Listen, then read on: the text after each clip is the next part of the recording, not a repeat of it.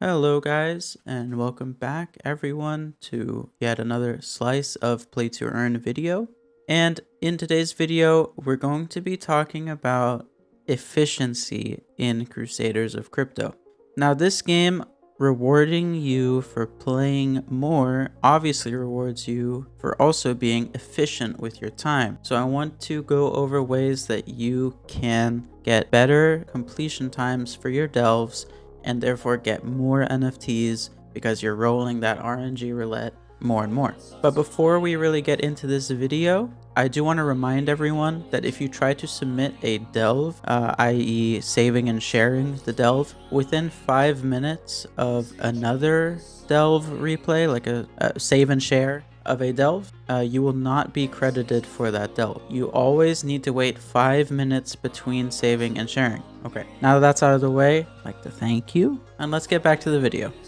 Alright, so the number one thing to get faster runs, faster completion times in Crusaders of Crypto is to upgrade your NFTs. It kind of goes without saying, but it's the truth. It's smart to do your own research and find what NFTs work best for doing the content that you want to do. If you'd like more help finding the right NFTs for you, I'd recommend joining the Discord server of Crusaders of Crypto and ask what NFTs people recommend to use in certain situations or game modes. As the game is always evolving and there are new updates all the time, any list that I provide here might become outdated fairly quickly, but as the game is right now, at this moment, most players are focusing on completing the winter event delves and nightmare difficulty delves, and these are the NFTs that I'd recommend for doing that in order. So number one is going to be the Rage Gauntlet. I think it's pretty cemented in the community that the Rage Gauntlet is the most powerful NFT available right now, at least as far as equipment goes.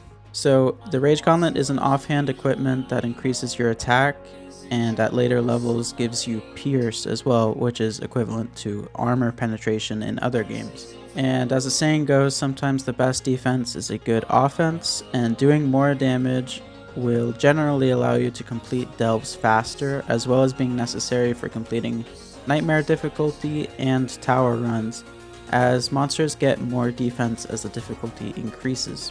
And at number 2, I've actually split the number 2 spot between the Siphon Blade and Blood Blade NFTs. And I've put both of these weapons here because I think they both excel at a specific type of gameplay. And the one that's right for you is really up to what you are going to be doing in the game. So starting off with the Siphon Blade, it's the go-to main weapon of those who play the tower mode because it gives great damage and great defense, but it needs to be ramped up over time as its effects grow with each swing, up to a cap. At later tower levels, however, you need to also use the Risky Hammer or Giant Sword NFTs to be able to kill certain monsters. And the Siphon Blade is also fantastic if you're on a budget, as its ability to give both offense and defense is really fantastic for someone looking to only buy one or maybe a few NFTs. The Blood Blade, on the other hand, excels in faster and faster delve completion times,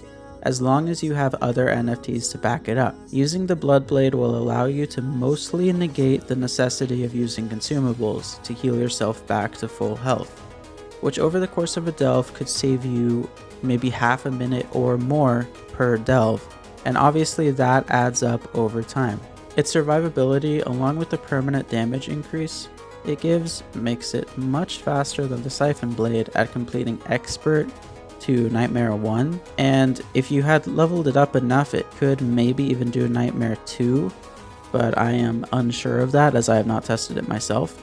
But for Expert and Nightmare 1 clearing, the Blood Blade is really strong, and I do definitely recommend getting it. Now at number 3 we have the Leyline Boots. And these boots are specific to the store section of the Crusaders of Crypto marketplace and can therefore not be obtained from playing the game. They are also quite expensive at 0.1 BNB, but their effect more than makes up for it. Essentially combining two effects into one item, and the fact that the Leyline Boots are the only NFT to occupy the boots slot of your loadout, they will be useful to any type of content that you'd like to complete. If you pair these boots along with the Blood Blade, I think you'll be shocked by how much health you're able to recover and almost never having to use potions in expert delves. At the number 4 spot, I split it again between the Brawler ring and Guardian Pendant, and I think both of these NFTs are great at what they do, but they have sort of opposite benefits. If you find you need more damage, you can get the Brawler ring, which is for the most part a weaker rage gauntlet, but becomes very powerful at level 3 when it also gets 3 pierce or armor penetration. The Guardian Pendant, on the other hand, offers survivability to the neck slot, and in my opinion it is the superior option to guard armor, as the chest slot of your loadout can be a little bit more versatile, and I predict chest equipment will grow more versatile over time.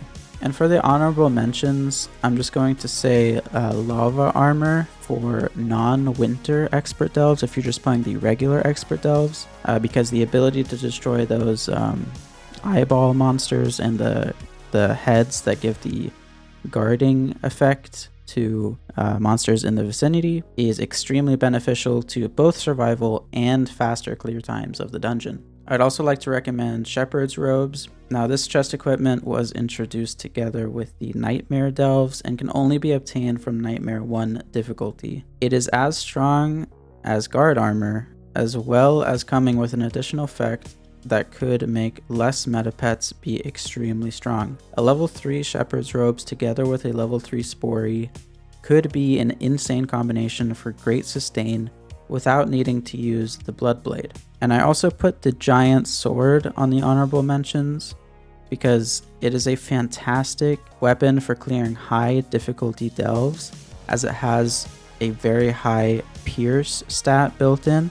It is also generally incredibly effective at dealing large amounts of damage to the world boss, as they generally get very high defense values, and the pierce stat becomes more and more important.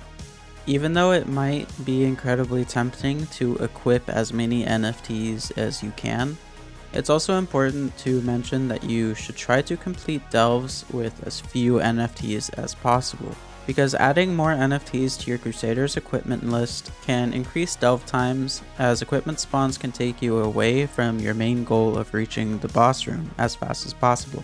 So moving on from just upgrading NFTs, I'd also recommend you to start timing your runs. And if you do time your runs, you'll start to have something that you can compare to, and it can also help to keep you motivated to keep playing. Ever since I started timing my delves, I've seen myself playing the game a lot more. And I've always loved trying to beat my best time in time trials in racing games. And adding a timer to your delving can achieve the same effect. There is a great deal of variance to the length of dungeons, however, so I would recommend timing 3, 5, or even 10 delves at a time to get a little bit more of an average time that you could beat in the future.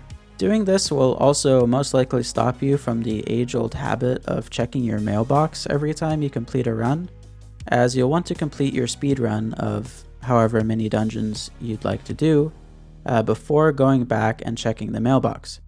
Just remember again that you need to wait 5 minutes before saving and sharing each of your runs. Now we'll discuss some general tips that you can do while in a delve to achieve a better completion time. You should always have the mindset of getting NFTs that you have equipped on your Crusader, and once you've done that, try as hard as possible to find the boss room. Killing as many monsters as possible is not beneficial to your NFT drop rate, and in fact will reduce the amount of NFTs you get because you'll be spending more time in your delves. You should also avoid monsters and consumables that don't need to be picked up. I think this tip is pretty obvious, but for most delve runs, especially after you've upgraded your NFTs, you won't need to spend time gathering consumables to be able to fight the boss, as the fight itself should be somewhat easy with the right setup, oftentimes not even requiring 5 consumables or potions.